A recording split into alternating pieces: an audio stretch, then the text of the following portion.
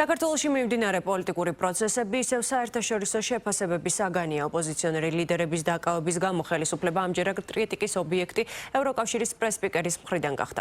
პოლიტიკური ფიგურების დევნა და უკუსლო დემოკრატიაში დასავლეთში გაკეთებულ ამ განცხადებას სრულად იზიარებს ოპოზიცია. ხელისუფლების ოპონენტები ნიკამელიას დაკავებას გატაცებას უწოდებენ და ამბობენ, რომ გუშინ ჩატარებულ საგამოძიებო მოქმედებებს სამართლებრივი საფუძველი არ გააჩნდა. ქვეყნის გარეთ გაკეთებული შეფასებები ქვეყნის შიდა საქმეებში ჩარევა მიაჩნიათ ხელისუფლებაში, სადაც აქცენტს სამართლის უზენაესობაზე აკეთებენ და ამბობენ, რომ კანონის წინაშე ყველა თანასწორია, მათ შორის პოლიტიკური ლიდერები. მართულ გუნდში დღეს დასავლეთის კრიტიკას მწვავე ტონით უპასუხეს. ნათია ქენქაძე დეტალებით. კიდევ ერთი პოლიტიკოსის დაკავებას ევროპიდან მორიგი კრიტიკული გზავნილიც მალევე მოყვა. პოლიტიკური ფიგურების და აქტივისტების დევნა, ასე ფასდება ევროკავშირის საგარეო საქმეთა და უსაფრთხოების პოლიტიკის პრეს-სპიკერის მიერ ზურაბ ჯაფარიძის და ნიკა მელიას დაპატიმრება. ბრიუსელიდან გამოთქმულ კრიტიკას წარსულში მსგავს საკითხებზე მსგავსივე შეფასებების შეხსენებით უპასუხა პარლამენტის თავმჯდომარემ. ზურაბ ჯაფარიძის დაპატიმრებიდან ერთი კვირის შემდეგ გუშინ კიდევ ერთი ოპოზიციონერი ლიდერი ნიკა მელია დააპატიმრეს. პოლიტიკური ფიგურებისა და აქტივისტების დევნა დემოკრატიულ ღირებულებებს ეწინააღმდეგება. ყველა, ვინც ფუნდამენტური უფლებების გამოყენებისთვის დააკავეს, უნდა გათავისუფლდეს.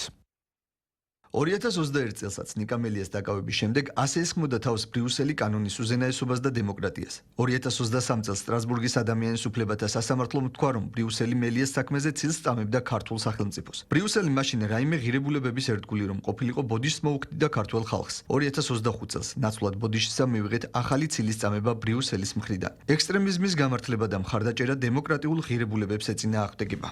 ოპოზიციონერი პოლიტიკოსების დაპატიმრება, რომ დევნის ნაწილია ამ შეფასებაში ყველა ბარიერგადალახული პარტია ერთიანია. ამ კონკრეტულ შემთხვევაში კი ისინი პრობლემას დაკავების მიზეზის გარდა ფორმაშიც ხედავენ. ნიკა მელიას დაკავება ვერ უძლებს ვერანაირ სტანდარტს, რადგანაც ეს არ იყო არანაირად ოპერატიულ სამწუხარო ღონისძიება, პირდაპირ იყო გატაცება, მით უმეტეს მაშინ, როდესაც მეორე დღეს იყო დაგეგმილი სასამართლო პროცესი და იმ დარღვევების შესახებ, რაც მან სასამართლოში ისაუბრა, ეს კიდევ ცალკე დანაშაულებებია დაკავების პროცესში, რასაც ჰქონდა ადგილი. ეს არის პოლიტიკურ ოპონენტებზე დევნის გაგრძელება და ცხადია, ყველაფერი არის პოლიტიკური ერფერის. როგორც ირაკლი ოქრუაშვილის და ზურაბ ჯაფარიძის, ასევე ნიკა მელიას დაპატიმრებაზე საერთაშორისო გამოხმაურებები კი სწორედ ერთ-ერთია, რაზეც უწყვეტი პროტესტის გარდა ოპოზიცია იმედს ამყარებს. ოპოზიციურ სპექტრში დარწმუნებული არიან, რომ კრიტიკა და განსაკუთრებით სანქციები, რაც ამ გზავნილებს რიგ შემთხვევაში მოყვა ან დაანონსდა, ხელისუფლების წარმომადგენლებისთვის მძიმე დარტყმა. მიუხედავად იმისა, აღიარებენ თუ არა ამას თავად. სინამდვილეში აქვს ძალიან დიდი ეფექტი. სინამდვილეში ნიშნავს იმას, რომ პოლიტიკოსების დევნა გავს ზუსტად რუსეთის და ბელორუსიის გზას და რუსეთის და ბელორუსიასთან როგორ მუშაობს დასავლეთი ჩვენ ვიცით. და ეს მუშაობა არის სანქციები და ფინანსური სანქციები, მათ შორის მომზადება ფონის იმისთვის, რომ ვიზების თავისუფალი მიმოსვლა შეჩერდეს.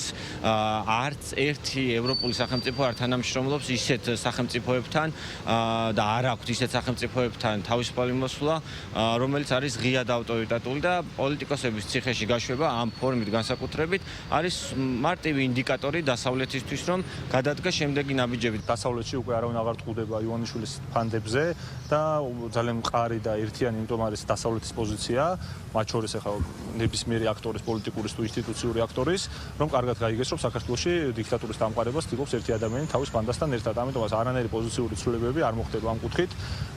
პოლიტიკური დევნა შეფასდება პოლიტიკური დევნა და ის რეპრესიები, რომელსაც ივანიშვილი ატარებს, მათ შორის პოლიტიკური ოპოზიციის წინააღმდეგ, იქნება შესაბამისად შეფასებული ევროპული აქტორების მიერ.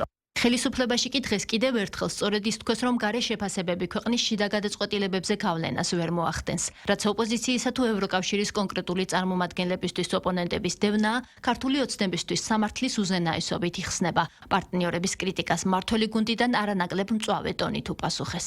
კრიმინალებს საქართველოში მფარველობენ 2012 წლიდან მოყოლებული. პროცედურა ჯერ მანამდე მფარველობდნენ 9 წლის განმავლობაში, როდესაც ეს კრიმინალები იყვნენ ხელისუფლებაში და თქვენ ძალიან კარგად გახსოვთ, რომ მწვანე შუქი ჰქონდა ანთებული ევროპიდან და ამერიკიდან სამწუხაროდ, რაც გამოუგნებელია კრიმინალურ რეჟიმს საქართველოში. ხო, უფრო მეტიც ამ რეჟიმს მოიხსენებდნენ როგორც დემოკრატიის შუქურას. ხო, მწვანე შუქი ჰქონდა ანთებული კრიმინალს, აქედან გამომდინარე არ გვიკვირს ჩვენ, რომ 2012 წლის შემდეგ ისინი მფარველობენ უკვე კრიმინალებს, როდესაც ისინი არიან ოპოზიციაში. ეს არის ძალიან შემაშფოთებელი მოვლენა. ეს არის ქვეყნის შიდა საქმეში ჩარევის მცდელობა, ოღონდ მცდელობა კიდევ კარგი არ გამოსდით და კიდევ კარგი ჩვენ შევძელით რომ ჩვენი სამშობლო, ჩვენი ქვეყანა ყოფილიყო იმგვარად დამოუკიდებელი, რომ ამ ჩარევებს რაიმე გავლენა შიდა საქმეებზე, შიდა პოლიტიკაზე ვერ მოეხდინა. თავიანთ ქვეყნებს მიხედონ და თანაბარ სწორად გველაპარაკოს ყველა. მაშინდელი სცენარის არ იყოს ის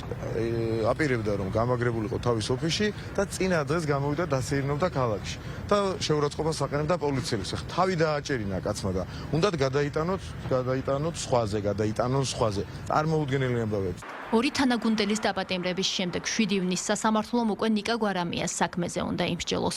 ის რომ გირაოს არ გადაიხდის კოალიცია ცვლილებებისთვის ლიდერს წინასწარ აქვს გაცხადებული. დროებით საგამოძიებო კომისიაზე გამოუცხადებლობის გამო სისხლის სამართლის საქმე 8 პოლიტიკოსის მიმართ არის აღძრული. მათგან 4-მა აღკვეთის ღონისძიების სახით შეფარდებული თანხა გადაიხადა, 3 კი უკვე პატიმრობაშია.